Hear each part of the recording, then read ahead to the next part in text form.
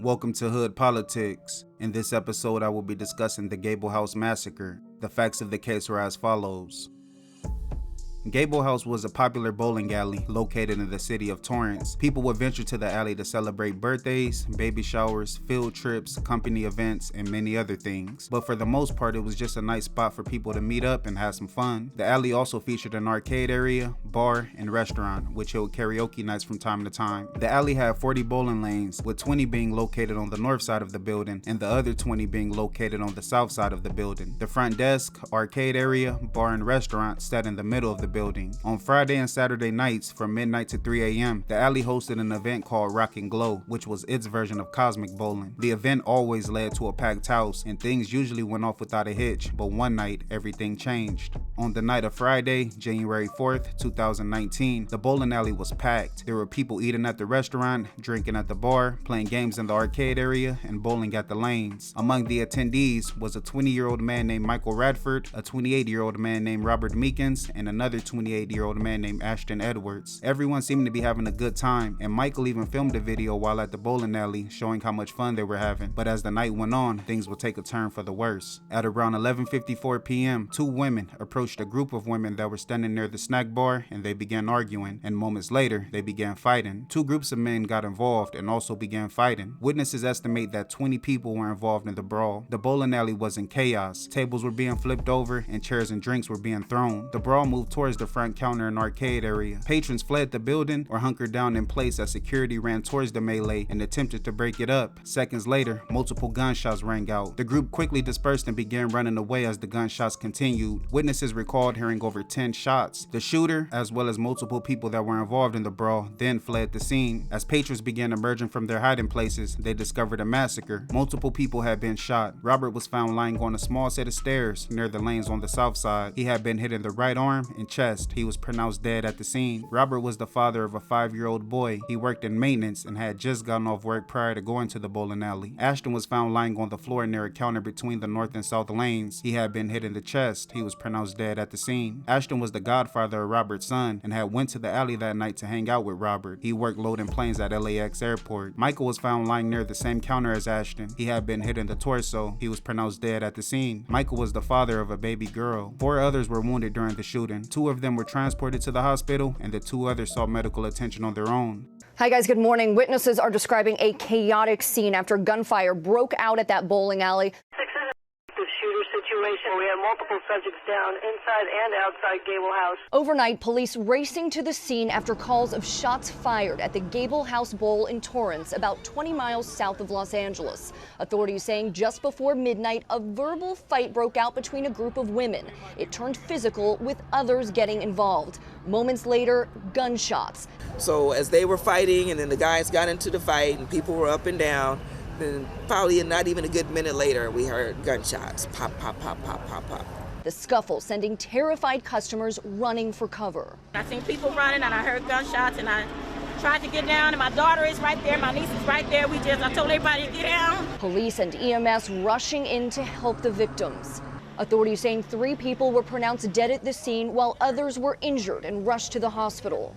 Detectives arrived at the scene and began their investigation. They saw multiple surveillance cameras positioned throughout the building and knew that the incident had to be caught on video. They also found that multiple people had recorded the incident on their cell phones, and the footage had already made its way to social media. While reviewing the footage, investigators saw a man pull a gun from his right pocket, extend his right arm, and open fire 11 times, all while holding a styrofoam cup in his left hand. After speaking to witnesses, investigators were able to get a full scope of the incident at the bowling alley. It's believed that a woman invited multiple people to the bowling alley that night, and some of them happened to be from rival gangs. Michael was a member of the Hat Gang Watts Crips and went by the nickname Lil J-Bone. Robert was a member of the 4-Pack Gangster Crips and went by the nickname Tank. Ashton was also a member of the 4-Pack Gangster Crips and went by the nickname Stro. The 4-Pack is an alliance of gangs located on the east side of South Central. The alliance is comprised of the 4 Deuce, 4 Trey, and 4-8 Gangster Crips. Both Robert and Ashton were members of 4-8. The woman had also invited multiple rival blood gang members. In particular, together the Bloodstone Villains. The 4-pack and the Bloodstone Villains are bitter rivals and have been at war for over 40 years. This feud has resulted in numerous shootings and multiple murders, and with both gangs being present at the bowling alley, it was only a matter of time until they clashed. Many reported the night going smoothly early on, with one group staying near the south lanes and the other staying near the north lanes. But as more people arrived, the tension began to grow, and once alcohol was introduced into the equation, things went bad. Investigators quickly learned the identity of the shooter. It was a 47-year-old man named Reginald Wallace. Reginald was a well-respected member of the Bloodstone Villains and went by the nickname Lil Sir. Detectives immediately launched a manhunt for Reginald. Meanwhile, family and friends began showing up to the bowling alley after news of the shooting began to spread. They stood next to the police crime scene tape in the parking lot and watched as investigators took witness statements and emergency workers wheeled victims out of the bowling alley on stretchers. Soon afterwards, they were notified of their loved ones' conditions. In the following hours and days, candlelight vigils were held and memorials were placed in front of the bowling alley. 2 days after the shooting, on Sunday, January 6 at 4:18 a.m., detectives and SWAT officers arrested Reginald near the intersection of 4th Street and Western Avenue in the neighborhood of Koreatown, just west of downtown LA. He was apprehended without incident. Reginald was no stranger to law enforcement and had accumulated a long rap sheet throughout the years. In June of 1989, as a juvenile, he was convicted of first-degree murder. In 1997, he was convicted of possessing a firearm within a school zone. In 1998, he was convicted of assault with a firearm. He was released in 2017 after serving 17 years in prison, and he was on parole at the time of the shooting. Reginald was charged with 3 counts of murder for the deaths of Michael Radford, Robert Meekins, and Ashton Edwards. He was also charged with 4 counts of attempted murder and possession of a firearm by a felon, as well as gun and gang enhancement charges. Reginald was booked into the Los Angeles County Jail and held without bail. He later pled not guilty. Investigators searched his home in San Pedro and found the same clothes that he had been wearing on the night of the shooting. The gang allegations were later dropped during a preliminary hearing. The trial began on Monday, June 13th, 2022. The prosecutors in the case were John Chang and Robert Song. Song painted Reginald as a gang member with a long rap sheet and a propensity for violence. Song told the court that Reginald wasn't involved in the fight and he could have stayed out of it, but he chose to murder 3 people. He went on to say that Reginald didn't know the victims, but he did intentionally target them during the shooting. Song played video of the incident for the jury. He pointed out Reginald wearing a tan t-shirt watching the fight from a distance. He then walked towards the entrance, extended his right arm, and opened fire towards the brawl. Song said Reginald separated from the fight and then used the chaos as cover while he opened fire. He then left the bowling alley. He walked towards the south entrance of the parking lot along 226th Street and made his way southbound along Cawthorn Boulevard and was picked up shortly afterwards by the same people he rode to the bowling alley with. A detective named Lucas Rayano testified that he didn't know what sparked the argument, but he did acknowledge that the melee began after the women began fighting. Rayano testified that Michael was seen in a surveillance video running to the fight from the south lanes in an attempt to break it up, but was pushed back by the other group, which eventually led to the melee. It's reported that Michael's girlfriend was among the group of women fighting, and Robert and Ashton were among a handful of people that were trying to break up the fight. Rayano testified that Ashton did have a gun in his right pants pocket that police found after arriving at the scene. The defense attorney in the case was a man named Scott Johnson. Johnson pointed to a surveillance still photo shortly before the shots were fired. The photo appeared to show Ashton's right hand near his right pocket. He went on to say that due to the camera angle, many of the participants' lower bodies couldn't be seen, so it's impossible to know how many others were carrying weapons. Reginald testified that he was on the north side of the alley drinking with a group of people, and he knew that rival gang members were in the building, but he had no plans on confronting them. He went on to say that as he stood near the entrance of the bowling alley, the fight began moving towards him, and he noticed Ashton pull a gun, so he opened fire to protect himself and those he was with. Song told the court that although there was a gun found in Ashton's pocket, it was mostly closed with a zipper, and no other witnesses reported seeing Ashton holding the gun. While Reginald was in custody, investigators recorded one of his jailhouse conversations with another inmate. During the exchange, Reginald told the other inmate that he had spotted rival gang members and intentionally walked to a spot near the door underneath a surveillance camera, believing he was in a blind spot and wouldn't be seen on video, but he didn't realize that 4 or 5 other cameras were facing his direction and had captured the shooting. Johnson said Reginald was practicing situational awareness and had learned to avoid trying to sound weak while talking to another inmate. He went on to say that the inmate wasn't a reliable witness because he stood to be rewarded for cooperating with prosecutors. Members of Michael, Robert, and Ashton's families spoke during the trial and told the court how the shooting impacted them. Michael's mother, Michelle Miller, told Reginald, "You tore up 3 families." She noted that her son wasn't alive long enough to be there for his daughter's first birthday and said that she wanted to ensure that Reginald doesn't ever walk out of prison again. Robert's mother, Angeline Hubbard, said in a statement read in court on her behalf that she keeps asking herself why Reginald Reginald shot her son. She wrote, "Do you have any regrets? Do you think about Robert? As Robert's mother, I hope you never see the light of day." Robert's son also had a statement read in court on his behalf. It read, "He was my everything, and you took all that away from me. I will never forgive you." Ashton's sister Ashley called Reginald a coward. She said it doesn't get any easier as the 4-year anniversary of his murder had grown closer. She went on to say that her and Ashton were close, and she usually hung out with them on Friday nights, but wasn't able to on the night of the shooting because she had a dentist appointment. Johnson told the court that Reginald had spent the majority of his life behind bars, and he feels immense remorse for what happened. He went on to say that Reginald is not a monster and is a human being who as a child was not given the chances others had. During the closing arguments, Chang classified the shooting as a gang-motivated triple murder. He said the shooting was willful and premeditated. He called Reginald's actions a series of choices that will forever change the lives of those at Gable House that night, including those that weren't injured but had to run for cover when they heard gunfire. On Friday, June 24th, 2022, the verdict was in. After less than 2 hours of deliberation, a jury found Reginald guilty of 3 counts of murder for the deaths of Michael Radford,